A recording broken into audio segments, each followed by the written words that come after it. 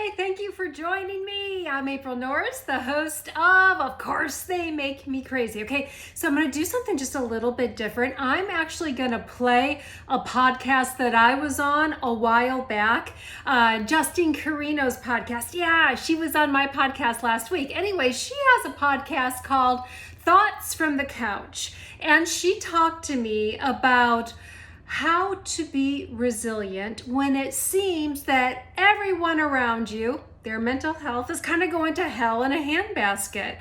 And so I hope by listening to this that as you hear what I went through, that it provides some positive perspective for you. But pop in your headphones, adults only. Welcome to the Thoughts from the Couch podcast. I am your host, Justine Carino, licensed mental health counselor. I am here to lean into conversations about relationships, resilience, and recovery from life's challenges in order to support you on your journey to finding clarity in what you want for your future. We will talk about the things that no one else really wants to talk about in order to help you heal from past wounds and create a life that truly fulfills you. Please note, this podcast is not a substitute for seeking help from a licensed mental health professional. Welcome to another episode from the Thoughts from the Couch podcast. My guest today is April Norris, the creator and host of the podcast, Of Course, They Make Me Crazy. April created her podcast for people who live with or love someone with a mental illness. She's here to share her personal story of being raised by a mother who struggled with bipolar disorder and addiction. Let me tell you, I love hearing people's stories. It's why I got into this career in the first place as a therapist. Everyone has a story. There are reasons why people do what they do, say what they say, and April is brave enough to unpack her story with us in this episode. So April, I am really honored that you're willing to talk with me today about how you were personally impacted by mental illness in your own family. Oh, well, thanks so much for having me. You're welcome. Let's start off by having you talk a little bit about yourself and your career and your podcast.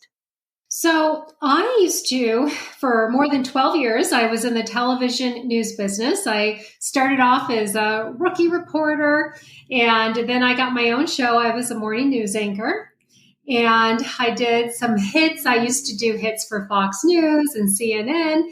And I just got burned out. And so I decided one day that I wasn't going to do that anymore.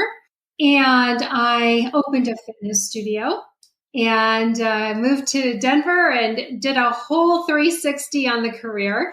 And, I started to miss creating, and doing things. And everything I think, Justine, that I do is surrounded around my mother, who you explained, who you introduced. Her name was Joni. And the reason I think I do everything surrounding just her is not, I love her so much and I honor her.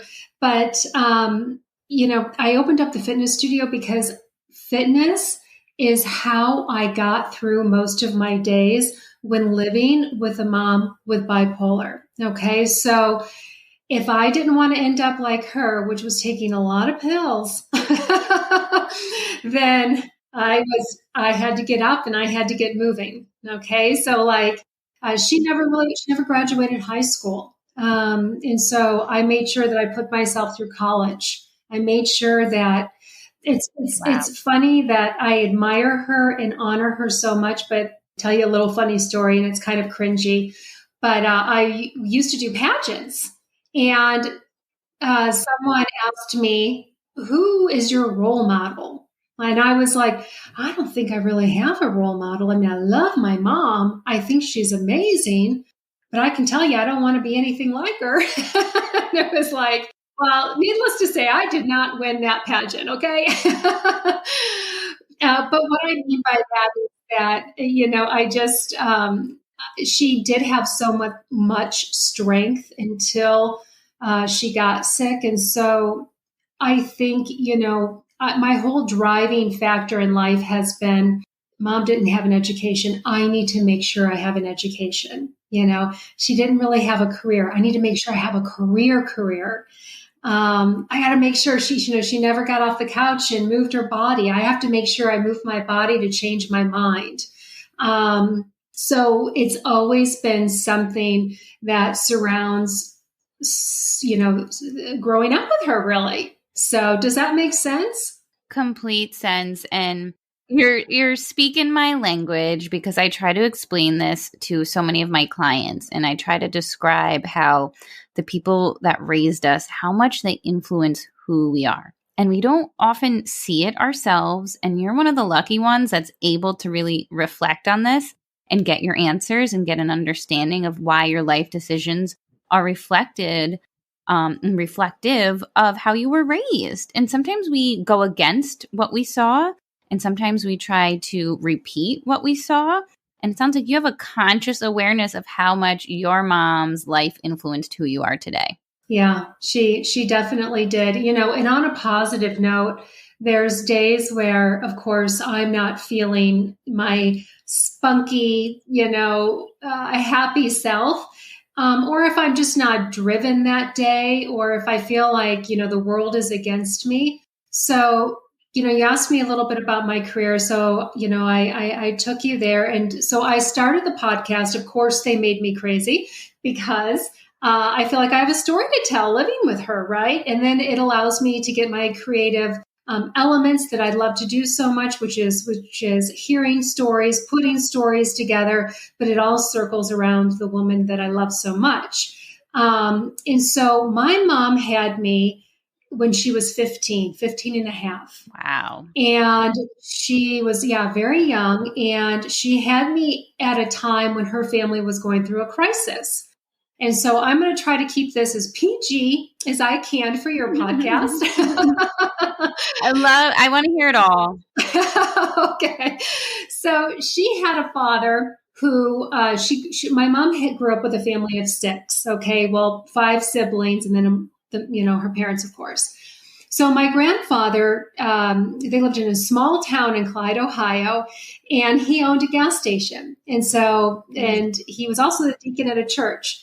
Well, he was also an alcoholic, and he was gay. And this is back in the 70s when, when being gay was not something that you could be proud of, right? So, or accepted really in the community, especially if you have 6 kids and a wife, right?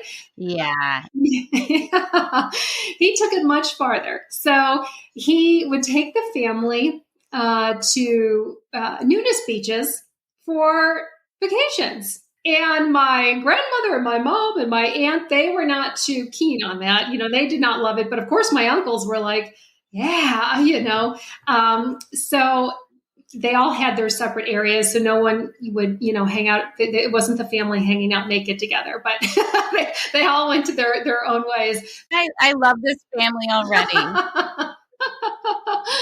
So my grandfather found his lover Jack while he was at this one particular nudist resort that he took the family to. And so he went back, of course, and he couldn't hide it anymore. And he broke the news to my grandma.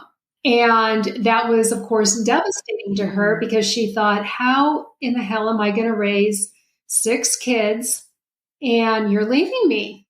She was a stay-at-home. And on top of it, we live in a small town, and everybody wants to know. You can't hide something like that, in a small town. So what Grandma did is she packed up the kids and she moved to Missouri. They were living in Ohio at the time. Well, my mother was dating my biological father, and she decided she did not want to go. So she stayed in Ohio. I don't know where, but I know that she was working at truck stops and cleaning, bathrooms and, doing a lot to take care of herself. She dropped out of school.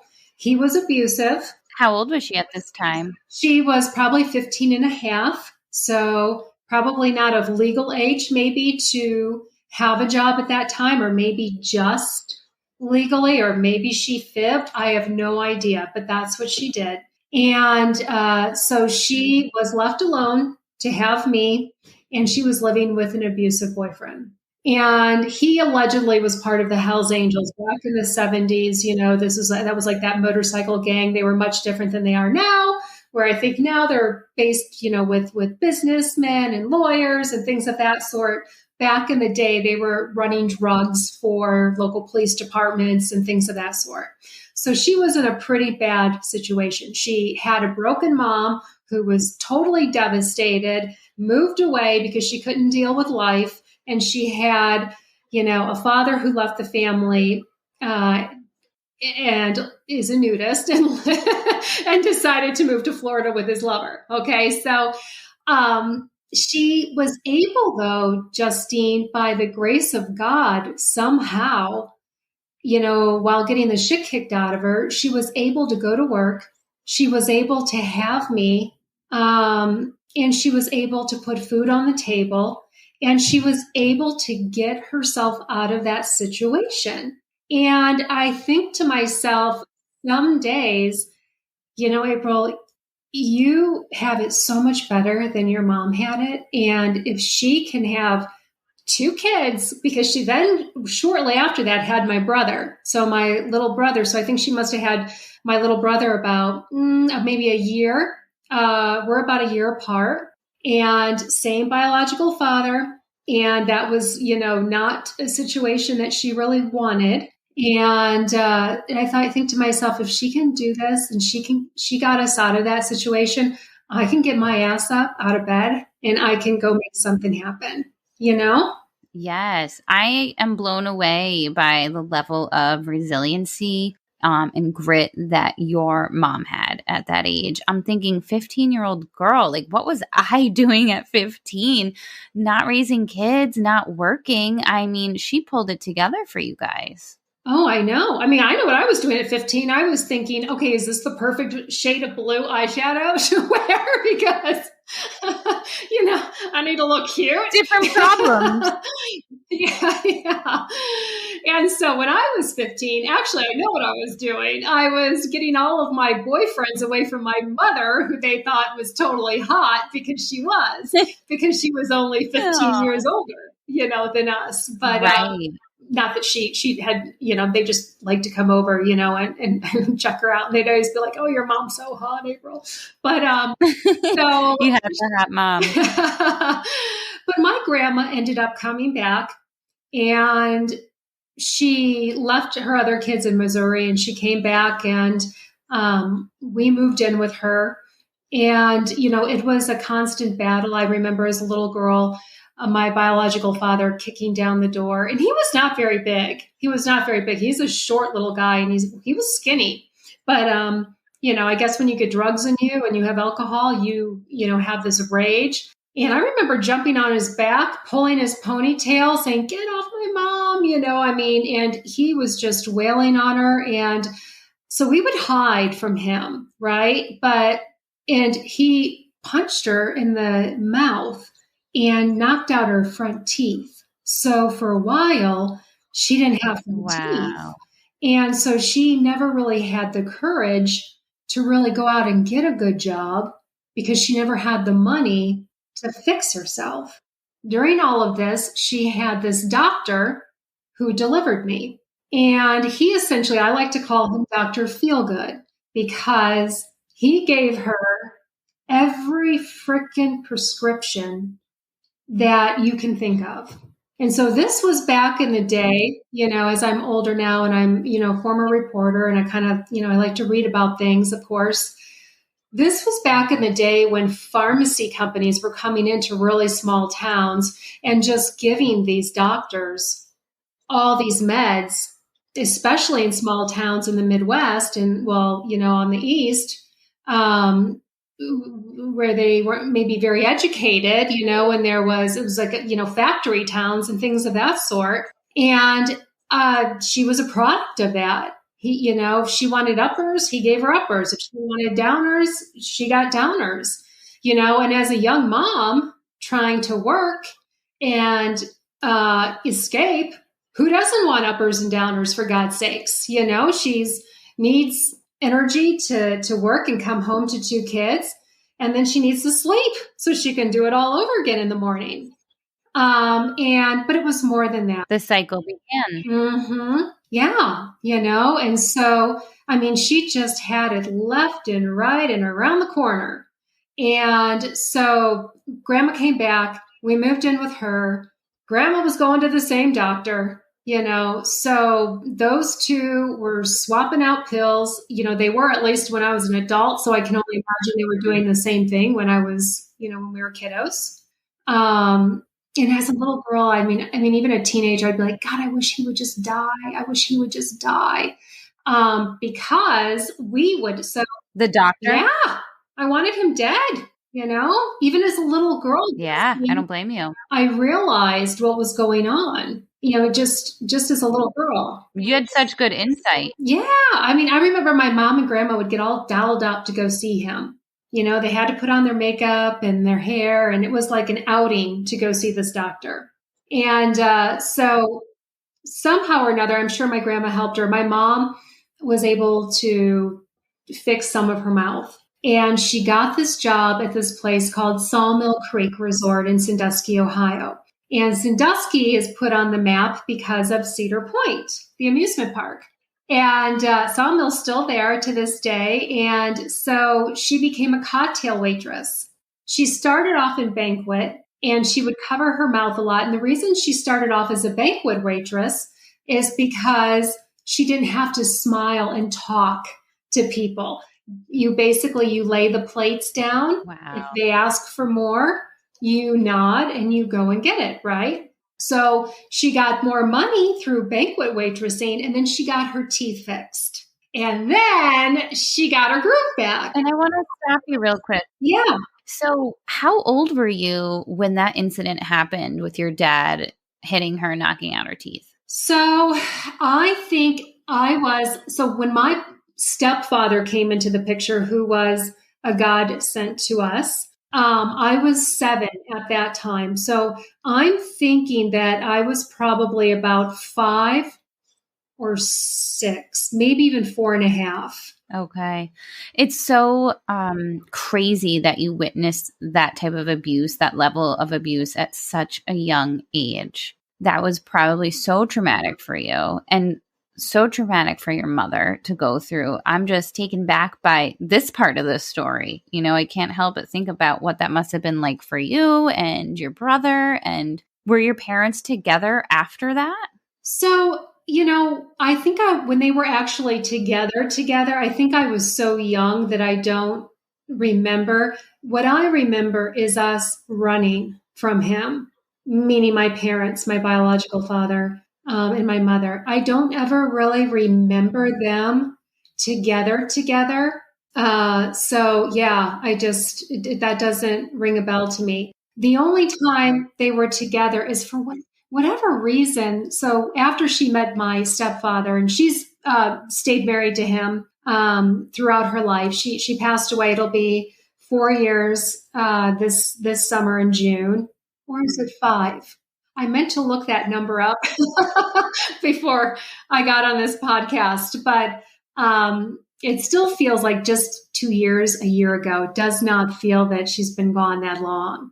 But so she stayed with my my stepfather. And, but in between, she did have a boyfriend, and he was much taller. And I remember him so we would go stay at my biological grandma's house. And I remember as a little girl, I remember thinking, Grandma, why would you let your son treat my mom like that? I remember thinking that. And she just didn't have any control over him, of course. Yeah. And you were trying to make sense of everything. Yeah. Even as a little girl, you'll probably know this more than I do, Justine, but, as the oldest child, I feel like we have more of an awareness about ourselves and about our situations, especially when you're the oldest child and you have to look out after your sibling, So what happened after she moved up to cocktail waitress? So when she moved up to the cocktail waitress, my mom was beautiful. She was absolutely beautiful. And she was like this little spitfire. She got her groove back. Nobody was going to tell her nothing. And then that is where she met my stepfather, who was the manager. And he's so funny because he said, actually, when I first met your mom, I was a little scared of her. And Aw, that's awesome. And I was like, why? And he said, because she was the boss, and it was so cool. She was tough. Yeah, to see how the turnaround went. And then, when I'm having this conversation with my dad, well, who I call my dad is my stepdad. I refer to him as my dad, and then my biological dad is. Yeah, he said, I was nervous of your mom because she bossed everybody around. She was the cutest little thing in town, and she knew it. So she got her. That's awesome. Yeah, she got her energy back. She got her courage. She got just life back for a short time. And I say for a short time because I grew up with what I thought was a healthy, fun, hardworking mom. She'd go to work all day. She'd come home at night. She'd play with us kids. We were always taken to the beach. Before my stepfather came into the picture, we were known as the Three Musketeers. No one was going to stop us. And then about at the time I was 15 years old.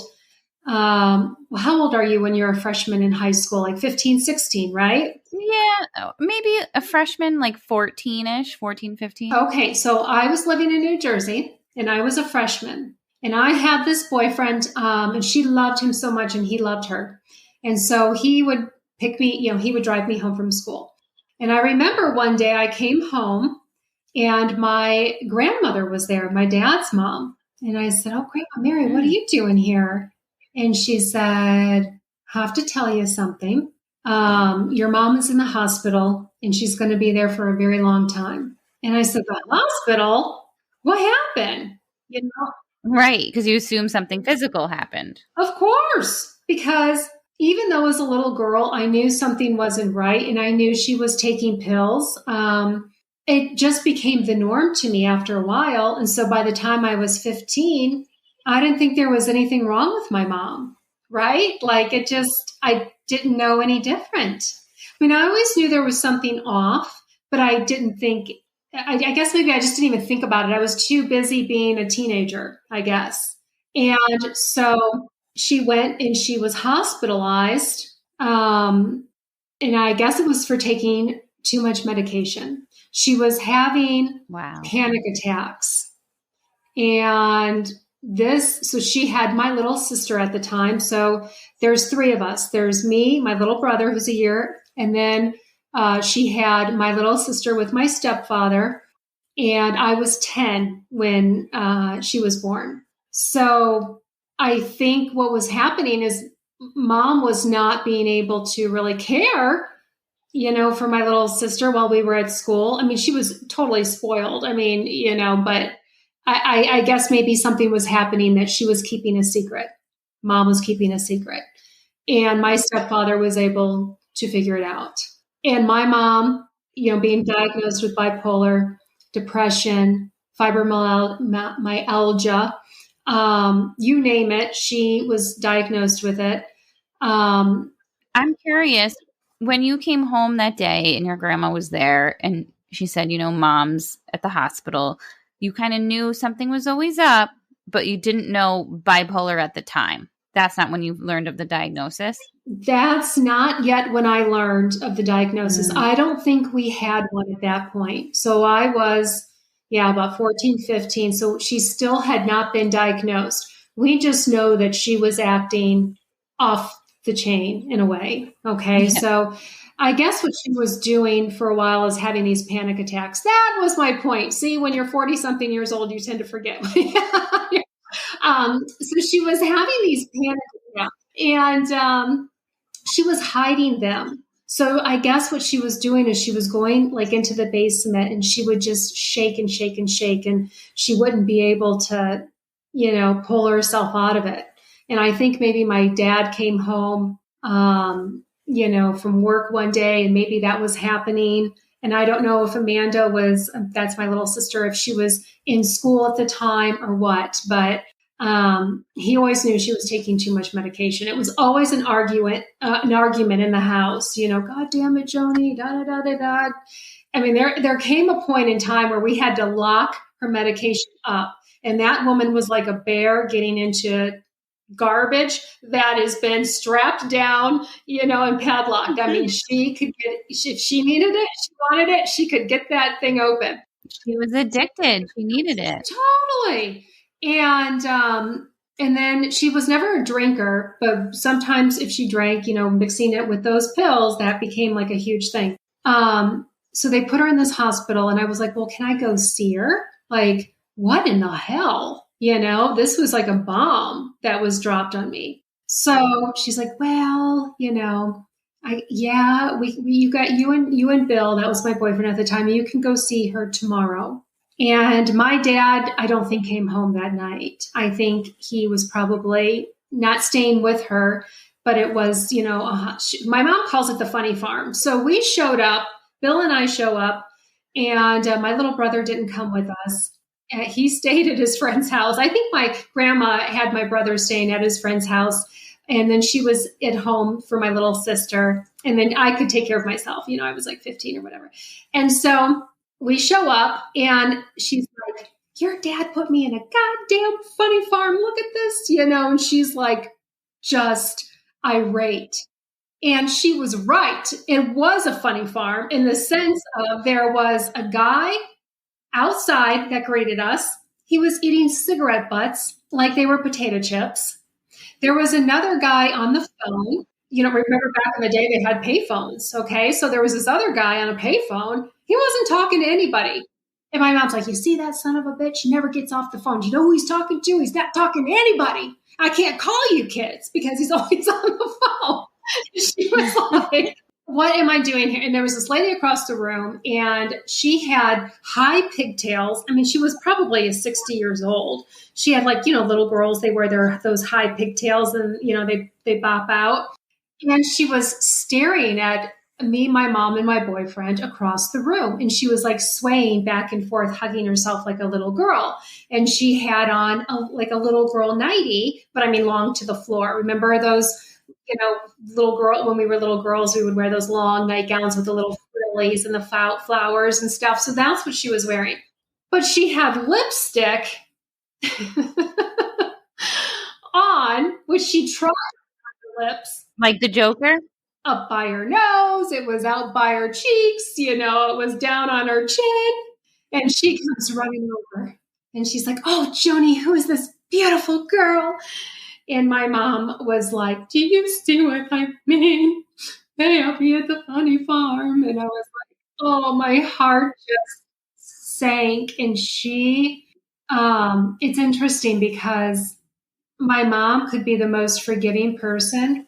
And, she was able to forgive my grandfather for, doing what he did. And she was able to forgive my grandma. But I tell you, she held that grudge on my stepfather for years for putting her in there, and you put me in and how dare you? And what are you going to do? Are you going to put me in there again? And this poor guy, he just loved her like every inch and he just wanted her to get better. He thought that's what was best for her. He thought that's what was best for her. And, Justine, it probably was what was best for her. Exactly. She never really so she would get better and then she would get worse and then she'd get better. And so we finally kind of got her under control when the Dr. Feelgood died. He finally died when I was in college. Finally died. You wished him dead. Isn't that sad? That's kind of sick, isn't it? Wait, no, we all do that. There's some people in our lives who are like, life would be better if you did not exist. Life would be so much better for some reason if you were not here. You were angry. You were so angry at this man. I was so angry at him. And I just knew it was never going to get better if he was in the picture. So she did go to other doctors because my stepfather was insistent on it, thankfully. And she did go. But the thing is she would never let him go in with her until finally, after Dr. Feelgood died, she did let him go. But she was the best liar. And so she would just, when he wasn't going in there with her, she was lying through her teeth, talking to her doctor. Right. So he finally said, now, damn it, Joni, I want to know exactly what you're saying to these doctors. I need to know what they're saying back to you, because if I don't, I can't help you. And it was a constant battle. And as you know, with bipolar, I know some of you out there, if you're listening, you might be on medications and you can take the medication and you feel fine and you can take it respectfully and when you're supposed to. That was not the case for her. She grew up an addict. She stayed that way. So there were good days and there were very bad days. And when it was bad, it was bad.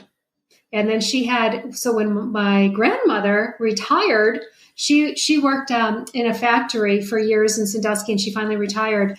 It was the two of them sitting on the couch swapping pills, and it just became where we couldn't control anything anymore. And my little sister, was in high school, and she was totally opposite of my little brother and I, and meaning, how do I say this? My little brother and I were, we were friends with everybody. I was on homecoming court, and, I was the new girl every year, and I was able to hold my own because we did move around every year. But Amanda, she became, and she's, and if you listen to my podcast, Amanda's on there. She was, she hung out with the burnouts is what you could call them. And so she would do swapping, she would take mom's pills. If mom wanted something else, wanted to try something else, then Mandy would go find that. And it just became an icky situation. And so the house lived in turmoil for years. Were you still living at home at the time that was going on? I wasn't. So, I moved out the day I graduated. I graduated high school and I was like, peace out, people. And I didn't go to college right away. I always was one. I mean, we grew up in a suburban family home, but we were never wealthy, but we were just, your typical family. So I had to, if I wanted to go to college, I had to pay for college. So right after I graduated, I moved and got a job and I got my car and I worked for a little bit and then I put myself through college. Good for you. And it sounds like you took on some of those independent traits that your mom had. Yeah. And this is the thing. So I grew up with a young, vibrant, hardworking mom who, started to trail off at 15. Yes. But she'd come back up. She would come back up. But then she'd go down again, where Amanda grew up with a mom who was always sick. She never got off the couch. So, there was a world, so I think what I did is I grew up, don't get me wrong, when we talk about being resilient and things of that sort, I had my breakdowns. Honestly, Justine, I grew up loving her so much, but hating her at the same time. I can imagine. And I didn't hate her. I just hated what she did, because I didn't understand it. And so, for people that are listening to this or, who do listen to podcasts about mental health and things of that sort, it's okay. And maybe you can back me up on this, or maybe you have a different insight on this, but my saying is it's okay to be pissed off at them. I grew up just really not understanding her. My whole thing always was, Mom, you came from nothing. You came from, cleaning toilets, to a man that abused you, to us finally getting on our feet, to you meeting an amazing man that took on your two kids, put an amazing house over our head, fed us. Because there was a day that we only had one potato to eat between the three of us, when we were younger. And we have a beautiful house, Avon Lake, Ohio, which is, a beautiful suburb right outside of Cleveland. You have a car, Mom. George has a car. Your kids are going to college. Yeah, your youngest is a little screwed up, but let's look at some of the positives here, right? Like I just was always like, what is wrong with you, lady? That is in the past. Let's only look forward. But she couldn't. She just couldn't do it. And I know everything that happened to her in the past made her sicker than what she probably was originally going to be. Right. Do you have any thoughts on that? Well, your mom went through so much, and I'm curious, and you may or may not know this, if there was a history of mental illness in her family line. And if there was, she would have this predisposition to mental illness, whether it be anxiety, depression, bipolar disorder. But her life circumstances sound like it brought out her condition at a certain point in time. And that I see it happen all the time. And I often ask clients, like, why are these symptoms happening now? Like, why now? What triggered this type of mood reaction in you? And so a lot of it has to do with genetics. A lot of it has to do with the life circumstances. And then you throw in pills, right? And addiction. And sometimes, you can't really diagnose bipolar until someone's completely sober, because someone that's addicted to some kind of pill or substance can really display symptoms of depression or mania or whatever because of their substance. So, who knows what your mom's life would have been like if she didn't have that childhood. But somewhere along the line, she may have had this predisposition and her life circumstances triggered it to come out at a certain point in her life. And also, we usually see bipolar disorder, the symptoms come out probably young adulthood, mid-20s. So 15 probably wasn't the time it was going to happen yet. It makes sense that it started to come out later in life for her. And it's hard to diagnose because there's a lot of factors that go into it. Yeah, it was really hard. I mean, it took a long time. Honestly, I think she might have been near 50 by the time we got a final diagnosis on that. Yeah. Which is crazy. Near 50, maybe late 40. I'll probably say, let's say late 40s when we finally got that diagnosis. But I just, for anybody living through it now, it does seem like it's never going to, you just have to be patient with yourself and with them and just know that sometimes they just can't help it. And I love how you said you don't hate her, you hated the things she did. I love that distinction.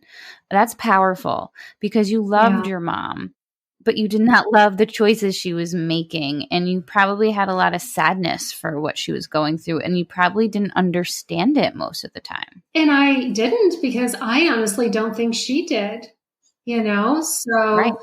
And she was always so nice and giving. Like I remember she'd go to, take food to people, if they were hungry. And, she was very giving woman. But towards the end, she got spicy and mean and almost became like verbally abusive.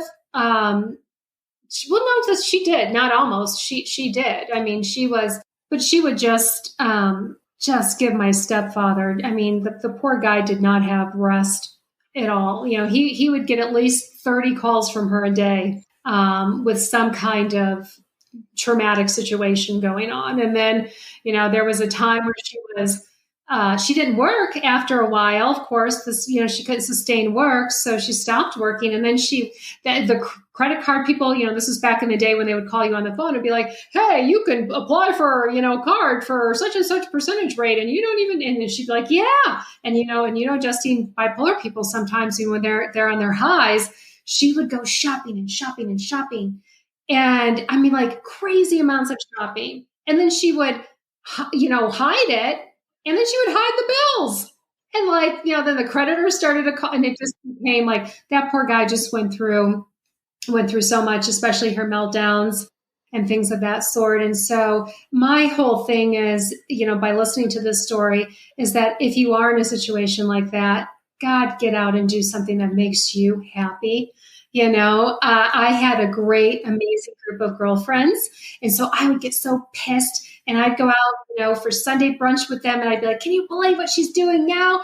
And they would just start to laugh because some of the stuff was really funny as to what she was doing. And then I would start to laugh. And then I was like kind of okay with it.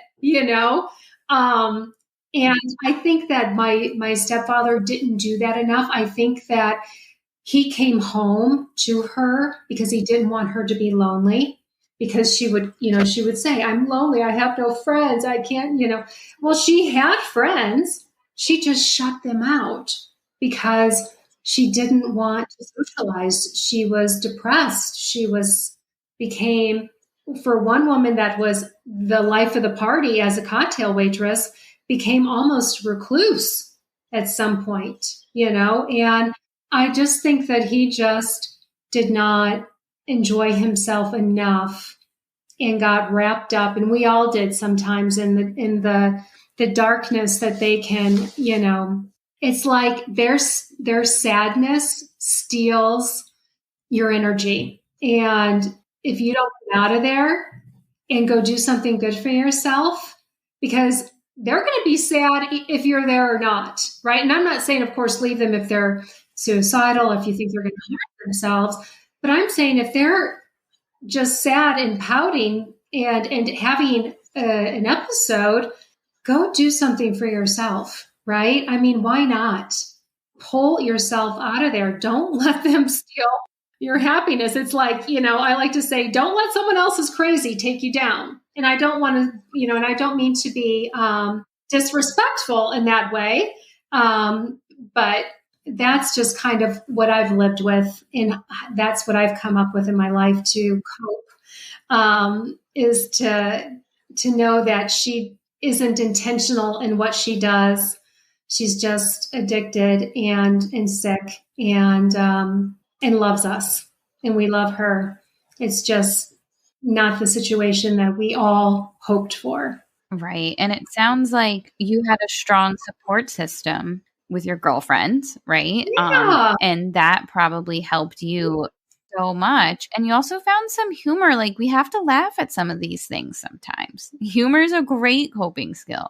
Oh yeah. Yeah. She was funny. She really was. So, and she and my grandma together, they could be funny. They did some silly things. They were always getting in trouble, but that wasn't so funny. But now that I look back at it and, and if you listen to the podcast, of course, They Make Me Crazy, you'll understand what I mean by funny.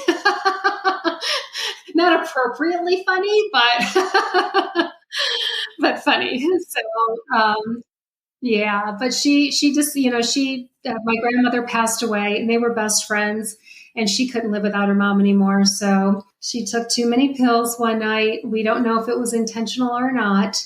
My dad holds guilt because he was out of town that night, and he shouldn't, but he had to referee. He was working, and we all knew that that's where she wanted to be. She wanted to be with her mom. So I have peace knowing that she's at peace.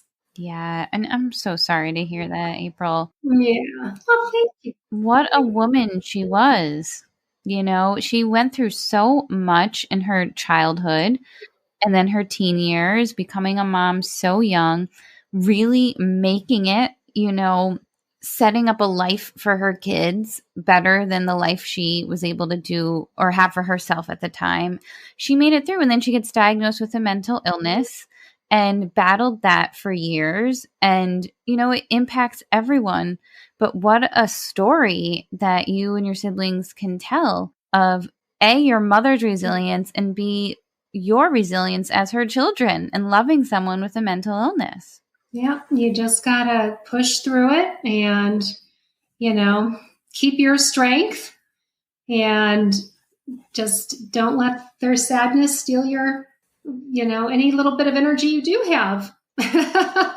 Your positive energy, I should say. It sounds like it was probably exhausting. Yeah, it's exhausting. Yeah, it's mentally exhausting. And, but we did grow. I mean, I remember her like, for Valentine's Day, and she'd, make sure that she'd put these cookies in tissue paper and made sure the cookies looked perfect for us to take, to school. And when we couldn't afford to get a Christmas tree, we got, a little one, and we'd bake cookies and, decorate the tree with cookies and popcorn so we could eat it and still have decorations on the tree. And, she was just very a creative, beautiful soul until, her final days. So it sounds like she was a really good mom. She was a fantastic mother. Yeah. I wouldn't wish for any other mother. Would I do sometimes wish we could have happier family, times. Yes, but I would never trade her for, a million years. So she loved you guys and she took care of you guys, and you sharing those little things that she did. She cared so much.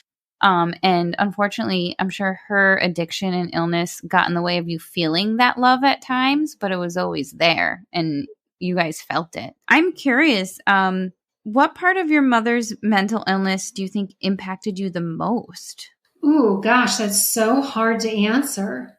I think the mental illness that impacted me the most was taking my spunky, lively, beautiful, fun, outgoing mom and making her a zombie. The medication she needed. Yeah, I mean, she was so beautiful, and she would make sure that her hair was done and her makeup was on and da da da. And and even if she wasn't going anywhere, she was still just, she'd get up and get her face on, is what she called it. I gotta put my face on. And then, came a time where she didn't shower for days, not days.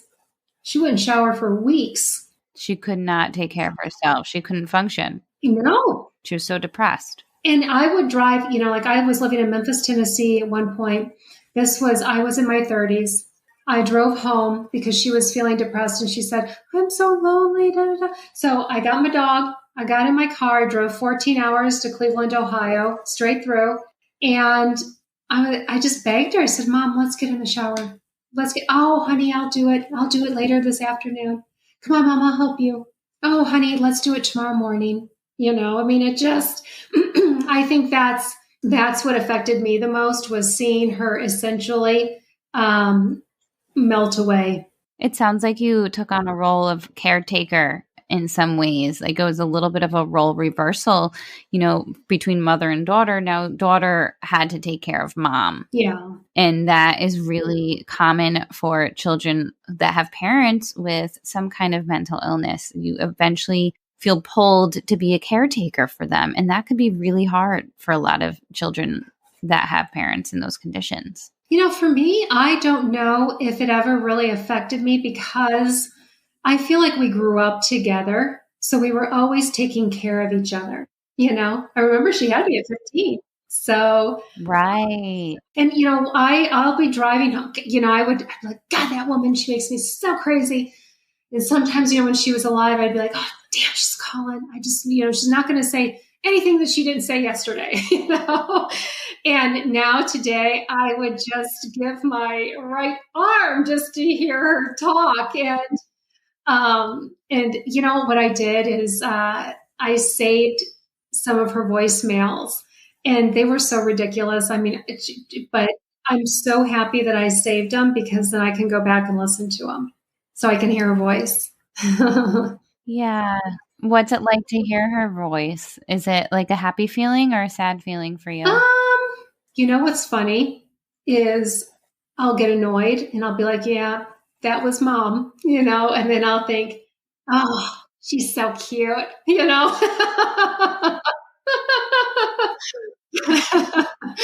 It's a complicated relationship that you guys had. Yeah, I would love to be able to call her and tell her about my day. So we take people for granted. Yeah, you don't want to take it for granted. I mean, take the good with the bad. I mean, I would drive 14 hours to see her, and I did not want to do that, but I am so happy I did. I would take her shopping. Some days we didn't go anywhere. Some days I would drive and visit her, and she'd sleep the whole time. But I did it knowing maybe she won't. Maybe she'll want to do something. And just cherish and do what you can for them, even if they annoy the hell out of you, just because you're going to miss them one day. So you don't want to regret that. And April, unfortunately, so many people have shame when they love someone with a mental illness because of stigmas. And we hide this part of our lives. We don't talk about it. It's kind of secret. And the less we communicate, the more the shame grows, the more we feel disconnected. So I am so in love with what you're doing with your podcast. First of all, you're making this more of a conversation. Other people can relate to this because people are only talking about it in the therapy rooms, right? And that's why I wanted to do my podcast, is to be like, you know what? It's not just happening in the therapy room.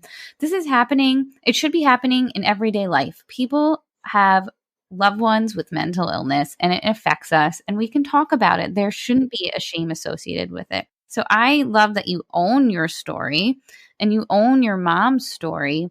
And I love how you started us off with telling us a little bit about her childhood, because that really set the stage for understanding who your mom was. You know what I mean? And you can understand who you are now because of where she came from. So I admire you and your courage to really get that podcast going and start having more conversations around this. Well, thank you. Yeah, I have so much fun doing it, and anything, to keep her energy going, and to talk about her. And I was always one, I grew up in the restaurant business, and I grew up in a newsroom, and you cuss and you tell everybody your business. And so I was one that always let everybody know about what was going on, but I don't think that's the case for the family members.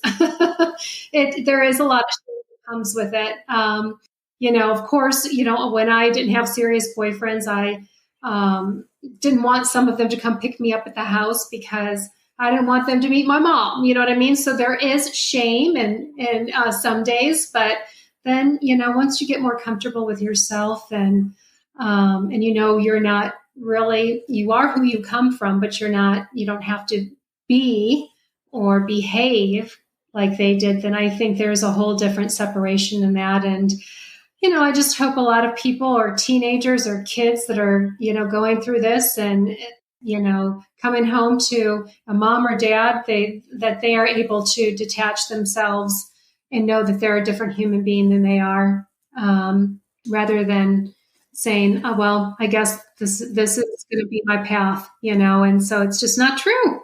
Just not true. It sounds like you were able to differentiate from your mom's story, right? And become your own person. You give such good tips. And I'm just curious, before we head to wrap up here, besides the support system and the good sense of humor, is there anything else that you think helped you in your journey with loving a mom with mental illness? I did some therapy sessions, and I'm not, I'm one that would do it and then not do it and then do it and then not do it. And I wasn't consistent with it.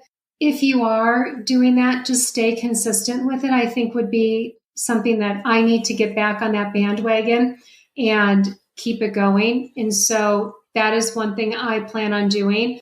But honestly, it's detaching myself, getting away from it sometimes so you can go back to it with a different perspective. Because if you stay in it, and I don't mean me, because someone's like, well, April, I can't go anywhere. I mean, I'm married to the person, or I get that. But what I'm saying is take time for yourself, step away from it, have fun, go to counseling, go to groups. I begged my dad, go to groups, George. And, he did once in a while. It really wasn't his thing either. But I think he always felt better when he came back detach yourself in some way so you can come back to it with a new way of thinking, with new energy and less, what's the word? Just frustration, resentment, because you start to resent them, less resentment, less hate towards their behaviors, because it's going to eat you up inside. And then you will become like them, right? Like if you don't get rid of the mentally, just or the challenged, well, you're going to start to fester and you're going to get sick yourself. You don't want that. Then you got two sick people. You got you and your loved one, and then you have to take care of yourself. Yeah. Then you're like two miserable pods, peas. Just. Two miserable peas in a pod. Two miserable peas in a pod. You don't want that. No, that's such good advice about detaching, because you do need to detach at times. You can't be in it 24/7 and you can't change it. You can't fix it. You have to accept it. And radically accept that this is what's going on and there's nothing you can do personally to change it except support them and support you and have the boundaries around it. And it sounds like that's what you did and that's what was most helpful for you. So this is such wonderful advice. Thank you. Hey there, thank you so much for listening. And if you like this, please subscribe and give it a 5-star rating on Apple Podcasts. Also, I've included a link in the show notes to resourceful books on caring for someone with bipolar. Let's build a community. We cannot maneuver this crazy life alone. You can also follow on Instagram at Of Course They Make Me Crazy.